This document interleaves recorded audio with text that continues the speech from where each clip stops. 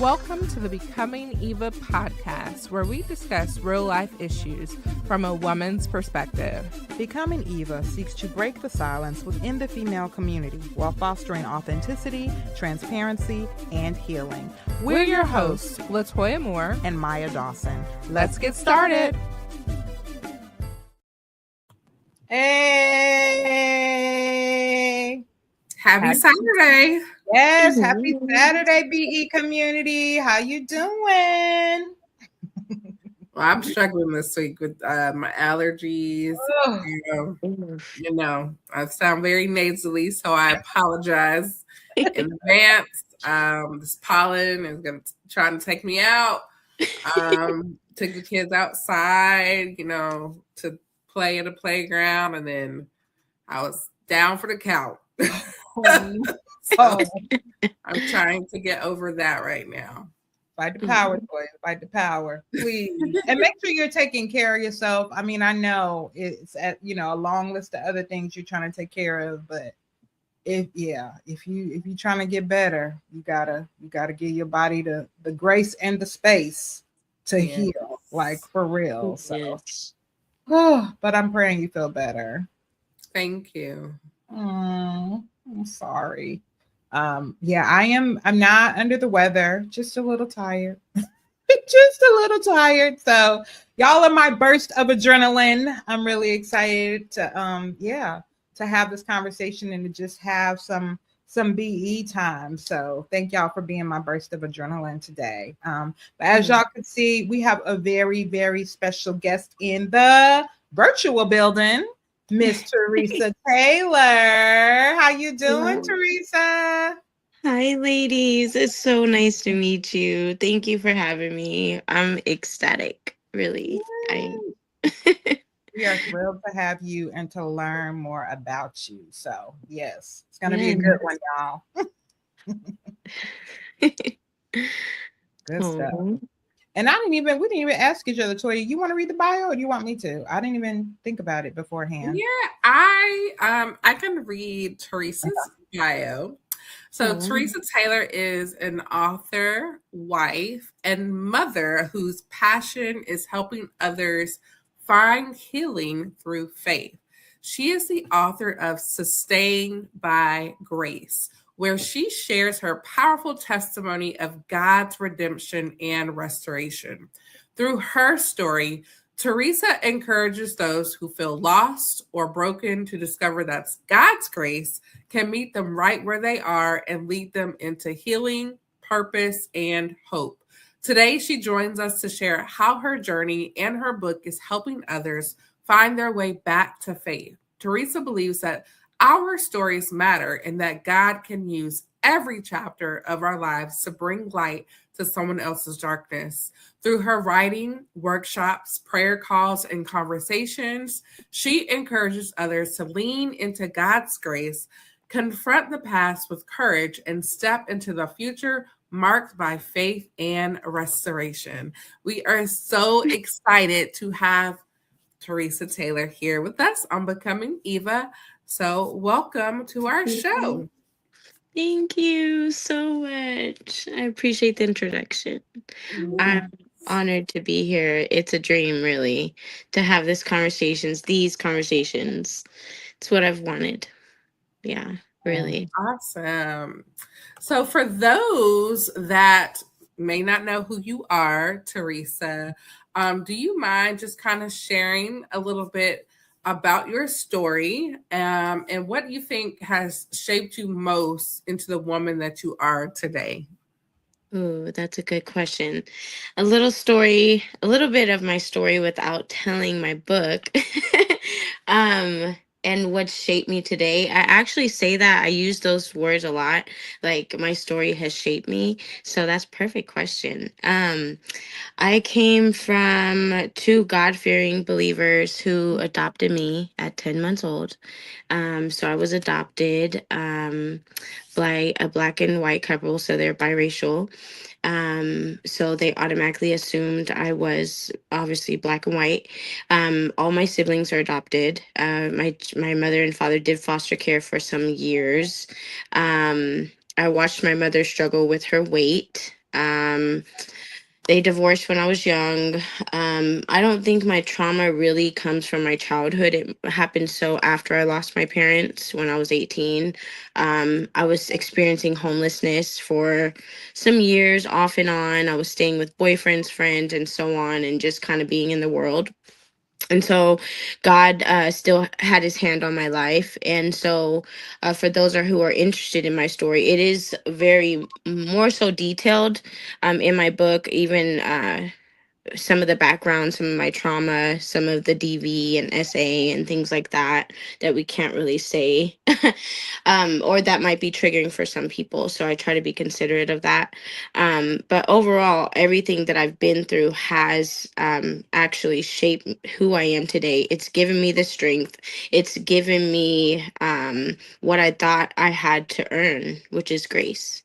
Mm, So I thought I had to earn it, like I had to like run after God, or that I was living in shame and he was I couldn't go back to him, or I was too far gone. A lot of people think that they're too far gone.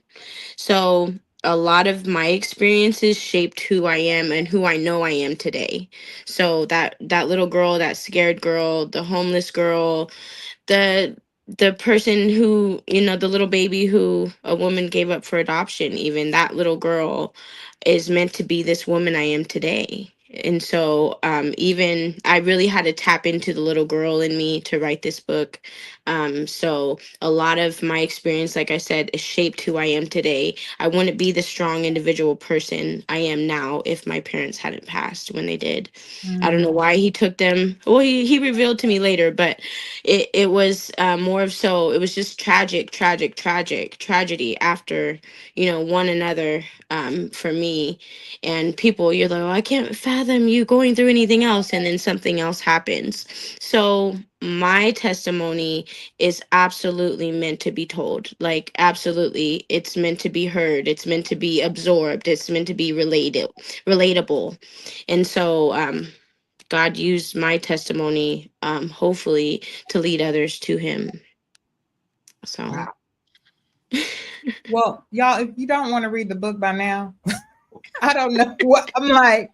Literally, just listening to your just that's the tip of the iceberg. So I'm like, you're like without telling my whole book. I'm like, well, that's a book right there. What you just said, like, what in the world? Like, that's Marie. a lot. That's a Aw. lot, Theresa. And I guess, and you kind of alluded to it, like as far as like losing your parents so early in life, like what did it take for? I mean, like you knew you were supposed to tell your story, but I mean, were you still healing as you were telling your story? Did you have to go through some steps, to get to a good Yeah. place to tell your story? Like, you know what I mean? Like that's a lot to work through Yeah. personally before you can even begin using it to minister to anyone else. Right. Exactly. I feel like the healing process, just like grief, is ongoing for anyone. It feels like it was just yesterday. But it was God that spoke to me, that told Mm, me. I think the first time I heard him spoke from an elder in mm, a church that I first went back to church in my city, elder came up to me and said, God told me to tell you to tell your story. And I'm mm, just like, first year back in church, I'm not really mingling, I'm not really in serving, doing any of that. I'm just coming, getting the word, getting fed, and leaving. So that was 2017. And mm, I was just like, what do you mean tell my story? What does that mean? Well, I don't have no story. People think that you're supposed to tell your story when you're old, gray, and on your deathbed. But that's not true. It's not true. I was just like, me? I just denying it, denying years of denying to tell my story. I could have had this book out years ago, honestly. I could have, but I felt like maybe it's too soon. Like I'm just in my 30s, like what could I have possibly been through that someone could relate to? So I was minimizing my story for a very long mm. time. I was just like, no, it's no. That's kind of where I was at in that time. So, yeah. So was there a specific moment that you just said, like what happened to cause you to say, all right, whatever, forget how old I am and all the things that made you realize now is the time to go ahead and write the story and release it and get it out there for the world? Was there Hmm. something that happened that like just made you say, now is the time? I think I really started taking God more serious, like my relationship with Him in about 2020. I started like kind of listening, like really, I wanted to, because I grew up in church. Mm, So I wanted that relationship back. I felt like I longed to be in His presence, like I would mhm, long to be in it. And so, and was just kind of embarrassed, like to ask anybody to go with me or whatever. I just didn't have a circle of friends that knew Jesus. So, when I started building community within this one couple churches here in California, I started building community, connecting, not being so antisocial, introvert, just really in Um, my own home. I was just like, it felt like I was a prisoner in my own home, and depression and anxiety all the time. And so when I finally started break free from that and ask for help and ask other believers, people that I look up to, I asked them for help. I started attending prayer calls and Zoom meetings and teachings, and I started being discipled. And so when my relationship grew with Christ, that's when I knew what I had to do at some point, maybe 2022. I would say I really started like focusing in on writing. And I would pray before I wrote. I would like read other books for inspiration. I would go to my library. I would do all these things, go places and for inspiration. Because I was like, I'm not a writer. I'm not. What do you? What? I don't do this. I hate. I didn't even like writing essays. So I was in denial and just really kind of rebellious about it. I was very rebellious. And so when I actually sat down and started writing it, He was sending destiny helpers though. The entire time He was sending them, and they would do little things like, "Oh, here's a writing app. This helped me with my journaling. I love to journal. Love to journal." So it started with journaling. It started with journaling, and then would do a little bit every week, and then I would set time out every week. And so that's when I got really serious. It took me almost 3 years to write it, and so I released it a year. On March 30th will be my 1 year of releasing my book. Ooh. So thank congratulations. you. Congratulations. So that's kind of when I started. Yeah. Did you feel like during the writing process, like there was restoration happening even then? Or did you feel like you were already pretty much at a solid place of wholeness when you first started writing? I feel like He delivered me from the things I thought would like be a cloud over my head for my whole life. Like He Mm, delivered me from that. It's a daily walk, right? I've yeah. learned that it's a daily walk, but even through cuz people were trying to tell me about social media marketing and really promoting my book, and I was doing, if you look at my social media and look at my old videos compared to my new videos, you see the confidence shift. You see, Mhm. I was pushing my own story amongst me healing. I was Mm, crying on screen. I hate crying on camera. Absolutely embarrassing. But I was crying and through my healing process telling people, because I was afraid. I was so afraid to tell people about my testimony. So mm, afraid that it was almost debilitating, like stagnancy and all of these things that was heavy on me. And so it felt like a real kingdom assignment. I was like, oh God, mm. this is bigger than a college assignment. This is for the kingdom. Yeah. Like I took it serious. So at that point I was like, okay, God, I'm really doing this. I'm writing this book, and I started to walk in it. So it helped. And Yeah. I wanted to ask you, I know you talked a little bit, or you referenced earlier about like feeling like for so long, like you had to earn God's grace. When did Mm. you finally realize that it was a gift, that it was not something you had to work for or start to realize? Because again, like you said, it's a day to day process. Right. I think when he started giving me like dreams and visions a little Mm. bit, like he showed me what he was going to do with like my book launch fundraiser. He told me like he was giving me instructions and I would write them. I'd wake up and write them down. I would write them down and I was like, "Lord, what do you want me to do next?" And I would pray about it and I would go to my altar and really seek him. And so the moment I really sought him out in prayer is when he told me, okay, this is the grace. And that's how he gave me the title, Sustained by Grace, a memoir by God's favorite daughter. And Oh. so it's a favor. It's favor. Like he's like, I favored you. This grace is free. He kept saying, this grace is free. This grace is free. And when he talks to me, it's like 3 times he says it. I was like, oh, okay. And I was, tears going, but ultimately he spoke to me in that still voice, or in my dreams and things like that, just like the title. And I was like, I don't even want to be on the cover of it. I don't even want I want you to be glorified. This is not even about me. It's about you in my life. Yeah. So yeah. Beautiful. Awesome. Very nice. Now, Thank in your you. bio, I know you talk about in your bio about reaching people who feel lost or broken. Can you dissect a little bit with us, a little bit deeper into what did broken look like in your own life and why you're That's so passionate about reaching people who feel lost or broken? a good question. Thank you. I feel called to the broken because I was once broken and I know what it feels like. And I know what turmoil feels like and depression and abuse and all these things. And I can only speak from experience. I can't say I've experienced any one situation, but I know what I've experienced and I know what God has brought me through. So more so to answer your question is, I guess, repeat it one more time. I'm sorry. I lost my train of thought. Well, in your bio, you talk about reaching the lost and the Yes. broken people.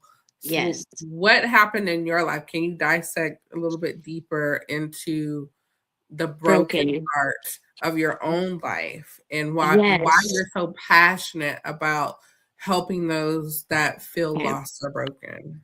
So, for some reason, even in the last year or two, a lot of people have been, and I don't even say this like but in a matter of boasting or anything, but people have come to me and asked me for prayer, or they've asked me, or they've told me like that my book has blessed them in some way, and or they've they can relate to it. And even before I released my book, I've always wanted to have something like you ladies have this podcast. I've always wanted to. Oh. Yes, yeah. I've always wanted, I admire you ladies so much. And so I believe everyone has a story to be told. And if you can just get up the nerve to tell it and the courage to tell it, then someone today needs to hear this. Someone today needs to hear this so they don't go down that path of darkness. So it's more so not just reaching the broken, but letting them know there's wholeness in Jesus. There's wholeness in the King. There's peace and comfortness and all these things that they're looking for. It's like we're holding on to the antidote here, and they're just kind of walking along about their business. And I always wonder, like, do you want to be healed? Like the Come woman, on. do you want to be healed? And it's not what you're touching, it's not who you can call out to, it's not what you can physically touch, but the faith. Do you really believe you can be healed? And so I believe it is a heart posture as well as a belief system, as it's not just religion, it's a relationship. And so that brokenness can absolutely turn into wholeness through my Yeah. Heavenly Father. And I try not to push it too much. I try to be gentle with my approach and kind of just send little messages and things like that. And I've had prayer calls. I've went live on other platforms and things like that.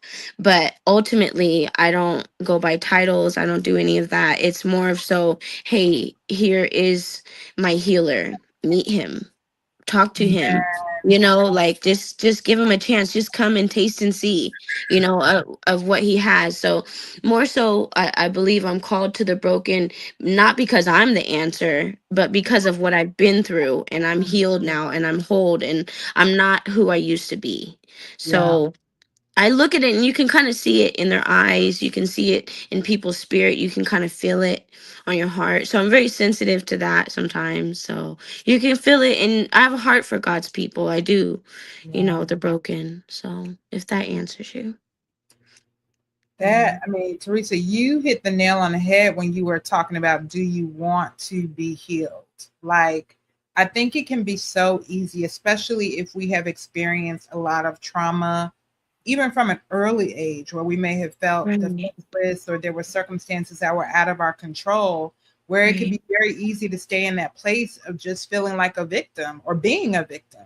And while it's not okay what you experienced or what you went through, you have to decide at some point or another, do I want to stay in this place of brokenness, Right. or do I want to be healed? And Yes. so I would say, or I would ask for you, like, what motivated you to do the necessary work, because it is work, Yes. to be healed and to receive Mhm. God's healing, I should say. What motivated me to seek healing, right? Mhm. I would say other sisters in Christ, Mhm. kind of giving me hope, just seeing different moves of God and seeing other people being even delivered from things that I was struggling with, and knowing it just gives you hope, the word of your testimony. It does give other people hope. Faith without works is gone, is dead. Yes. And so we are the works. So I when I see these things happening, it's evidence. Like, you can't tell me he's not real. You Mhm. can't tell me he's not real, because I've experienced it myself. I've Amen. experienced the healing power myself. He's healed my heart and gave me a new heart. It was stony, it was Mm. hard, it was bitter, it was angry, it was all these things, and no one could come in my heart. No one could. I even got a tattoo of a heart. I was like, no, he's gonna have my heart, and all this stuff. I even, yeah, I would show you, but I have a heart, and it was symbolic, yeah. And I was like, oh, no one's gonna touch, and it has thorns around it and everything. And then I thought about it, and I kind of shifted my perspective to, I'm giving this to you, Lord. I'm giving my heart to Mm. you. No matter who broke it before, no matter what. It's like, that piece, the china pieces that they put back together with gold. Mm. It's like a mosaic. And so we are his daughters. We are his daughters. And when I started thinking of myself as his real daughter, and he's my real father. I had an earthly one, he passed away, but he is my real father. Like, when I started really leaning in on that, couldn't tell me nothing. Couldn't tell me nothing. I I'm love just saying. That it. reminds me of we did a movie review on Ooh, our last episode on the movie called He Calls Me Daughter, which what? is a very, very powerful movie. It was only in theaters for 2 days, but it was very impactful and moving. Wow. And hearing the ladies' stories with their earthly father and then coming to know God the Father. Mm. So it was very inspirational. Oh, I have to see it. I have Yes. to see it. Yeah. Oh, Um, wow. so I feel like a lot of women, we do struggle with many things silently. We Mhm. don't usually say things out loud. And like you were talking about, how some women will just kind of walk around being unhealed and lost and broken and not really asking Yeah. for help. What do you? I know you've shared with some of the things in your past that were really hard. What Yeah. were some of the hardest things for you to confront about your past? Ooh. I would say the abuse, that chapter was really hard to write. I had to take lots of breaks. It was triggering. But once I knew, I was just really careful with stuff like that. Like, um, it was just hard because I used to sit, I couldn't even sit here and tell you about what happened to me and not bawl like my eyes out. And because I was broken, so broken. But being as a woman I am today, I can say I'm a survivor of domestic violence, of sexual assault, I used to be in the LGBTQ community and God delivered me from that. And so just those three things right there, oh, he saved me from a world of turmoil, a world of, all these things. So just those three things were traumatizing. The world that I was living in was traumatizing. It was not a good environment. Like, it wasn't how I grew up. All those things I endured, I was able to come out of, and I was able to tell somebody else about it because I experienced it. So I think those were the most triggering things, I guess you could say.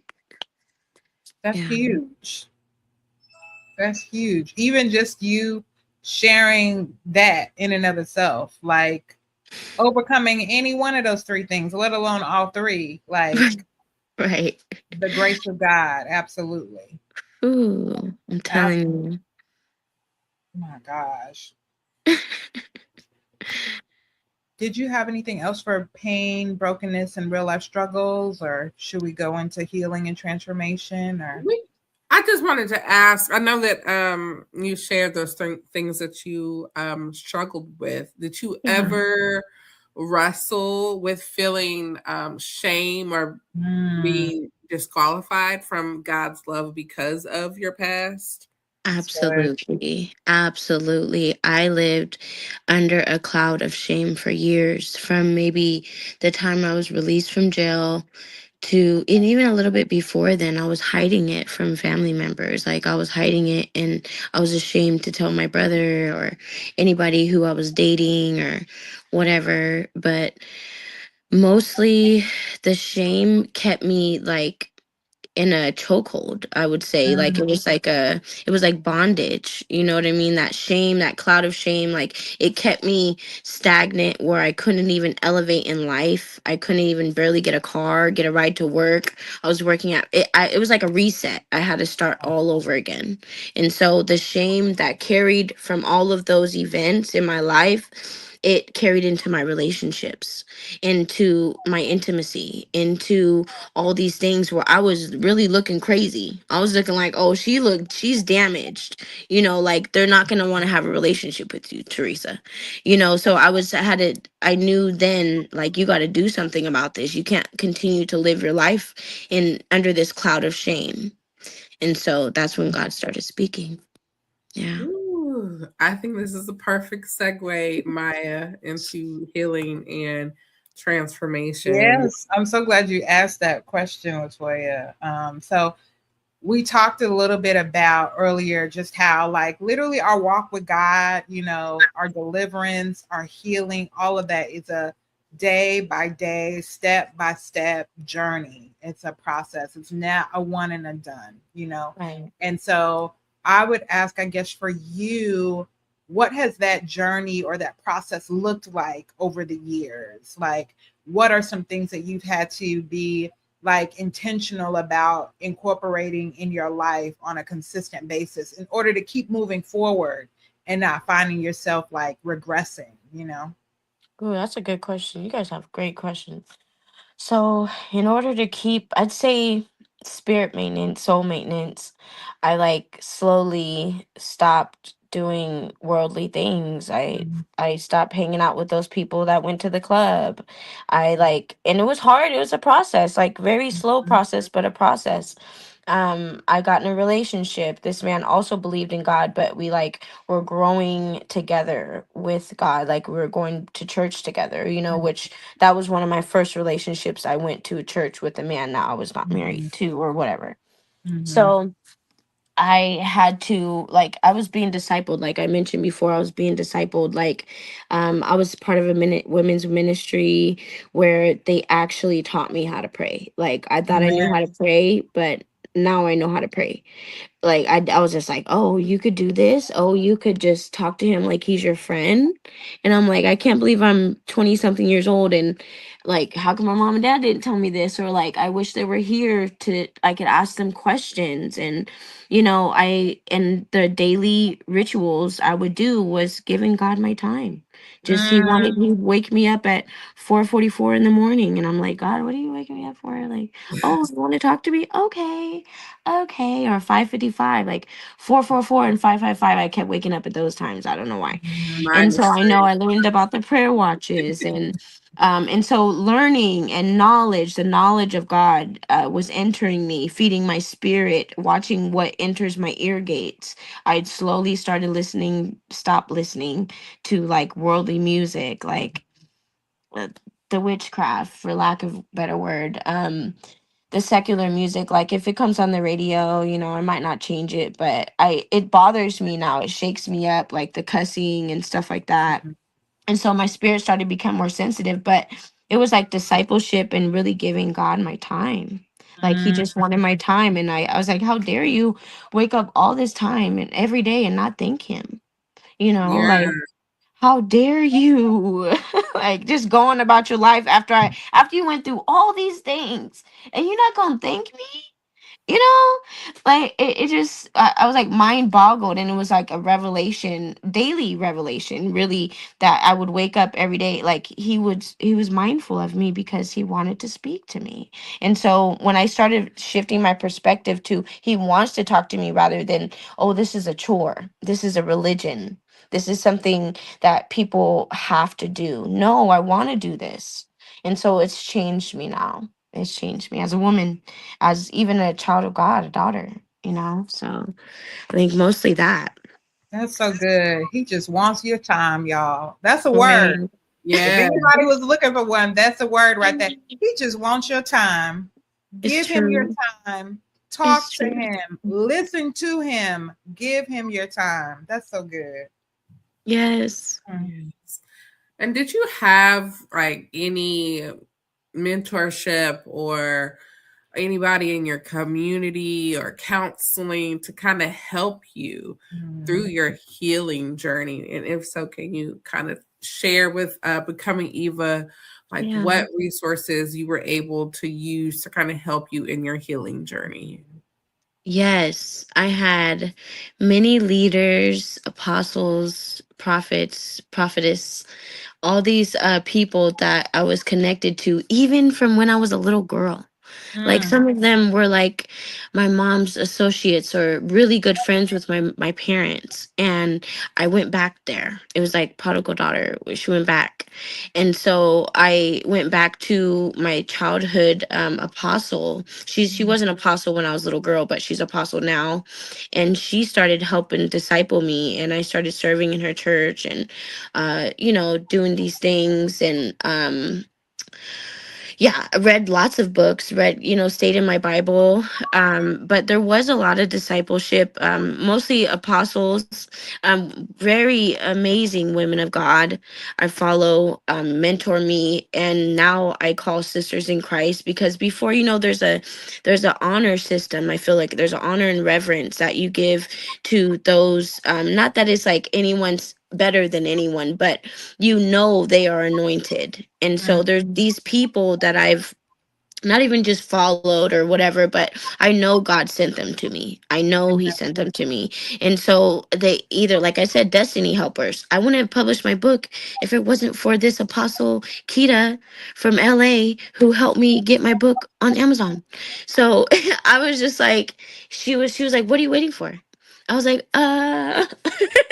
so these are people, women, mighty women of God, who flew hours, drove hours to come support me, little me. It's And amazing. so I could not even fathom, when I felt so alone in my brokenness, that God would send these people. You, Mm. you two beautiful ladies, he sent you to let me be here to tell you guys. So like, you guys are also part of my healing journey. And so I, I, I have to, it's a daily process. So the people that I look up to, I can call. I can call for prayer. I can say, hey, can you partner in prayer with me? Juju's definitely one of them. We've Mm. prayed many times this Amen. week even. So like you have to have those type of people in your corner. You have to. We can't make it out here alone. Yeah. Absolutely not. We need our sisters in Christ. You need each other. We need each other. And so I'm so glad you guys have this platform. I'm so glad you guys have invited me. I'm just so happy to be here because God has been so gracious to me to send the people that He sent. So, Amen. How did Amen. you, I mean, how did you get from like literally, I feel I literally am seeing a 180 from, okay, nobody's ever gonna get in my heart or have my heart, to you opening up your life to this right, incredible, first and foremost to God, but this incredible village of people. So how did you get from, no one's gonna have my heart, to this amazing girl. village? I used to be mean. Like, believe it or not, I used like to be mean. I used to be mean, like even to men, women, everybody. Like I thought they was all the same. I was just like, no, I'm not messing with them. They're weird or whatever. No, God showed me their heart. Wow. He allowed me to look into their soul through their eyes. Like I knew there was pain there. Even if they were treating me wrong, I knew there was something that they went through. Somebody treated them wrong in their life. And so I gave them grace despite how they treated me. Wow. I still gave them grace. So I feel like that is even a skill. That's Yeah, a it gift is. to be able to give someone grace who's constantly spitting negativity towards you. You're like, you know what, I'm just gonna, God bless you, and the old me would have cussed him out. Okay, no, I not today, not Theresa Taylor today. No, Oh. that was the old me. It's not me anymore. So I am from the south side of my city. I will tell everybody I'm from the south side of the kingdom, but God has elevated me. Okay, He's elevated me, and so that's part of my personality is who I am. But it's not. It kind of comes with it. Like, God will anoint you to do the things you're supposed to do in your life, but your personality is still you. You're still beautiful. You're still bubbly. I Wow. love to laugh. I love to, when people ask me for prayer, and I love to joke around and, or just be personable with people. I feel like I am a people person for that reason. Like, Yeah. I get people start pouring their heart out to me and telling me their life story, those type of people. And so you want those type of people on this podcast that will want to pour their heart out. And so I'm like, I'm here. I have an ear to listen. I'll listen. So, and some people just need you to listen. Mhm. So, yeah. So good. I love it. Thank you. Now, I want to talk a little bit about the title of your book, Yes. Sustained by Grace. What a powerful, powerful title to name a book. So, can you tell us, what does Sustained by Grace mean to you in real life? Like, what does that mean to you? Ooh, that's a good question. He sustained me. Like it when I was on the floor at my rock bottom crying out to him, and all I could see is this Bible in a jail cell. I had Mm. no other choice but to seek him. I had no other choice but to go up, to look up physically. All the hymns that I learned when I was a kid, I sang every single one of them over and over again because that's all I could do. That's all I could do. And so he sustained me when, you think everything's peachy in your life, and he will rip everything right from under you. Yep. He ripped everything, right? My world was falling apart. Do you hear me? And he kept me. I could have went to prison for years. Over 10 years I could have went to prison and not had a relationship with my children. I could have, literally, he showed me what my life would be like if I was addicted to drugs. Sleeping on the concrete, sleeping on a slide at the park. Like, come on. if that doesn't show sustainability, like he kept a roof over my head, he kept clean towels, bed sheets, a couch, the simple things that people take for granted. He sustained me. Like in my darkest hours, he sustained me by his grace, by his free grace. It's a gift, and I need everyone to know that. He sustained me, little Theresa Taylor. He sustained me. And so if you look up the definition, I don't have it off the top of my head. It means to be kept, to be held up, and I really think of myself as a little girl held up in God's hand. He was sustaining me throughout my life. Like, okay, come on, daughter, let's go. Let's go to this next house. Let's go to this next. It's safe here. It's safe here. You know? And I'm about to bring myself to tears because as I look back on my life and this journey, like despite the abuse, despite the blood, despite the all of it, all of the tears, the ripping of the hair, all of it, God still kept me alive. Yeah. He knew I was going to be here to tell you about it. He knew. So if that doesn't tell you.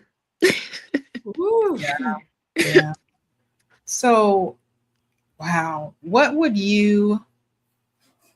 I feel like I'm thinking of like three different audiences, and you could tell them all the same thing, or you could tell them something different. But I'm like, Right. what would you tell, the person that's listening to this podcast that's broken, that Ooh, wants to be on the other side? What would you tell your younger selves? What would you tell your children? Like, what right. words of wisdom would you give to those just based on the journey that you've been on thus far? As cliche as it sounds, there is light at the end of the tunnel. There really is. And if you just get up and look up and grab his hand, he'll help you up. Like it sounds so much more harder than it really is. Like the getting up part, that actual getting up and moving, he wants you to choose him. That's why he Mm, gave us free will. Are you going to choose him or are you going to continue to choose the world? You know what I mean? So I had to stop choosing the world. I had to. I don't want it. I have no desire to be in a club with a drink in my hand. I just don't, you know? So it's just like all the same noise. yeah. It's all noise to me. It's like he lifted the veil. I ask God, even for those people who keep doing the things that they keep doing, and I see their stories and I see their social media, I'm like, Lord, remove the veil. Mm, Let them see what their life will be like in 10 plus years. Show them. I ask God to reveal himself to them, so, and it's crazy as it sounds, maybe he will. mm, If he, and so I see why now God wants you to choose him, you my know. Lord. You can't walk into heaven. Nobody's gonna pull you into heaven. Mm. Kicking and screaming, no. Yeah. So here we are. Yeah. Yeah. Well, can you tell everyone where they can purchase Sustained by Grace? Can you share your social media handles and all the things so that we can Yes. all support you and celebrate your 1 year Yay. anniversary on I'm so excited. Monday? Yes, thank you so much. My book, Sustained by Grace. The link is in all my bios on IG, TikTok, Facebook, all of those. The link is in my bio to purchase it on Amazon. It is only $11.11 because God showed me the price over and over again. And so, yes. And I have a healing workbook.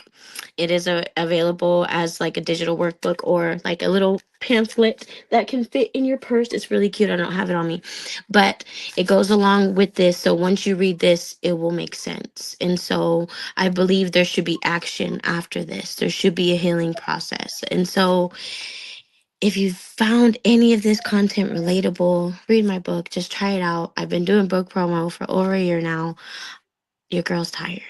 So click the link in my bio at It's His Light because it's His light that shines inside of me that illuminates a path ahead. So thank you That's so your much. handle. It's his light. Yes, at It's Okay. His Light. I'm Yeah. gonna put that in here so everybody can see it. Thank Let us you, know if that is ladies. correct. Is that right? Yes, that's right. That's right. Okay. So y'all Yeah. go there. I love how you are like, none of me, Lord, all of you. Like you like, I don't want to Yes. be on the cover. My name ain't in the No. handle. It's I all about barely got it him. out. It's all him. It's his like, well, all right. Okay. It's not me. Wow, my Lord, I for your love glory, it. God, for your glory. So that's your handle to learn more about. We can keep up with you. We can find the link in your bio, and that's for all Yes. platforms. Yes, ma'am. Or Theresa Taylor on Facebook. Yeah. Okay. I want to ask you before we wrap up and get into our BE challenge. I'm gonna lead us up in case anybody needs to find you and follow you. What's next for you? Like where would you say, and it could be personally, it could be professionally, like where do you feel like God has you now and what do you feel like he's preparing you for? Ooh.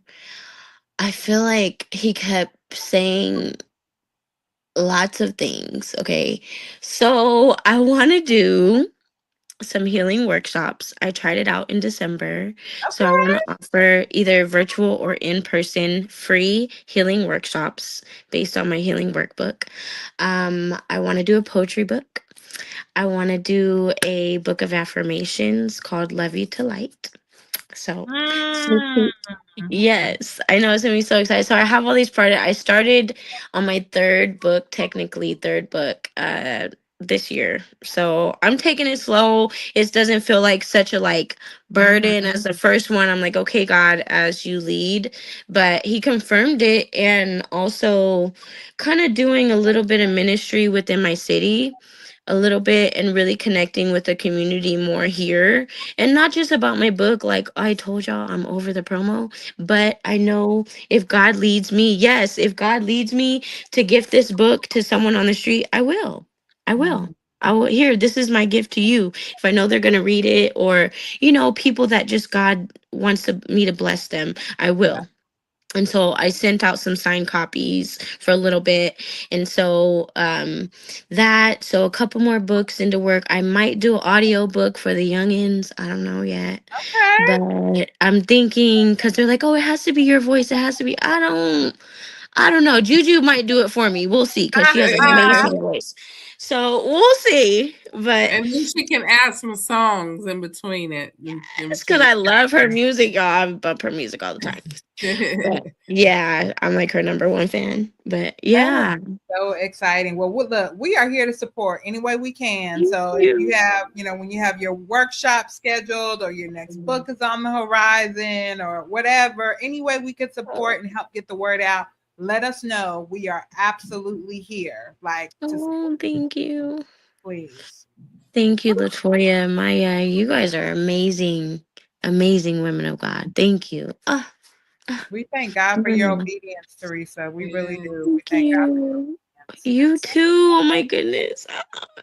I'm Amen. really, really like kind of starstruck to be here. So thank you. Thank you so much. I am. I'm just like honored. Like it's an honor, really, really. You couldn't have made my month. Okay. Yeah. So thank Oh, you. God. We trying Yeah. to, help you celebrate that 1 year. That's an incredible milestone. So Thank congratulations. you. Thank you, ladies. Yes. I feel loved and I feel heard. Thank you. Amen. Awesome. Amen. Okay, ladies, for our BE challenge, we have a couple things for you all to do. Make sure you go out and pick up the book Sustained by Grace. Check it out on Amazon. You all heard about her handles and how you can check out the book. Share it with someone. Purchase it for yourself. Purchase one for someone else. Share it, share it, share it, share it, and help us Yes. celebrate her 1 year anniversary on Monday. So that is your first challenge, BE crew. Your Thank second you. challenge is to think of some practical ways to lean into God's grace daily and Amen. share them in any of our platforms. You can DM us, you can put it in the comments. We want to know what are some practical ways that you can lean into God's grace daily? Anything else, Maya? Whew, I think that's it. You covered all the bases for you. I will just say I am incredibly blessed by just your presence and your story. It's evident that God has sustained you by his grace and his grace alone.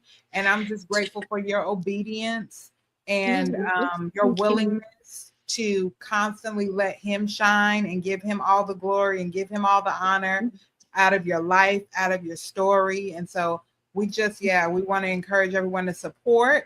We want to encourage everyone to, follow you if they haven't already. Buy the book if they have not already, and learn because I feel like we just got the tip of the iceberg. Like there's so much more. Y'all caught, she said she was locked up. Children, we didn't even get to the children part. All kinds of sidewalk, living on the slide, y'all. It was a lot. It was a lot, and we just scratched the surface. So you gotta get the whole story. You gotta get the full picture, and the only way you're gonna do that is to get the book. So get the book, support your girl. Yes, and as usual, guys, don't forget to get your merch at becomingevatoday.com. Get your water bottles, or your shirts, your totes, your mugs. Your slides, all the things on the website to support Becoming Eva. Thank you so much for all of the subscribers to our YouTube channel. I don't know if you've checked it out, Maya, but it seems like our numbers are already increasing and going up. We met our first goal of 500 and on to the next goal to getting 1,000 subscribers. So thank you for all of the love and support over the years for our Becoming Eva listeners. Continue to share it with your friends and family members. Check out our podcast, share it. Follow us on Facebook, Instagram, and X at Becoming Eva Today. And we will see you guys next Saturday. See you soon. Don't forget to like us on Facebook, Twitter, and Instagram. Click subscribe on YouTube and subscribe to the podcast. Check us out at becomingevatoday.com or email us at evamail@becomingevatoday.com. See you next time.